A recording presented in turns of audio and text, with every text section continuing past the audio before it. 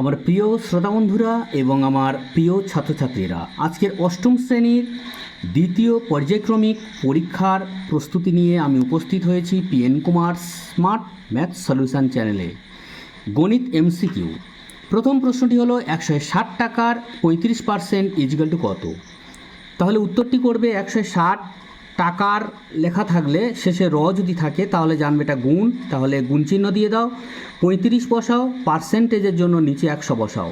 কাটাকাটি করো, 0 0 কেটে দাও। 35 10-এ কাটলে কত দিয়ে কাটবে?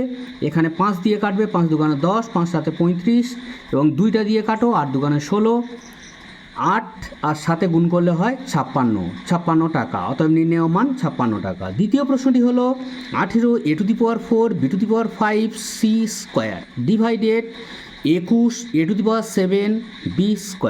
আমরা জানি ভাগের সময় পাওয়ারগুলো বা ঘাতগুলো বিয়োগ হয়। প্রথমে সংখ্যাটি কাটাকাটি করো, 3 দিয়ে কাটো, 3 7 21, 3 6 18।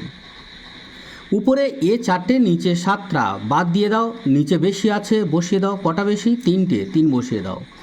বিটা দেখো, উপরে 5টা, নিচে 2টো, ওপরে বেশি আছে। কটা বেশি আছে? 3টে, বিয়োগ করে 3 লেখো এবং c²টা বসে যাবে।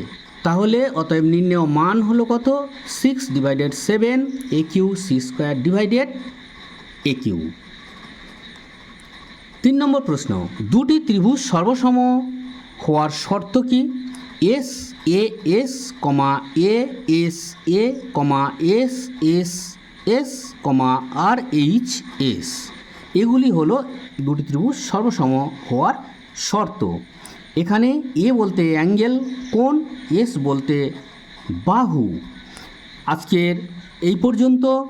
সবাই ভালো থেকো, সুস্থ থেকো। আমি বিদায় নিলাম, পিএন কুমার। ধন্যবাদ।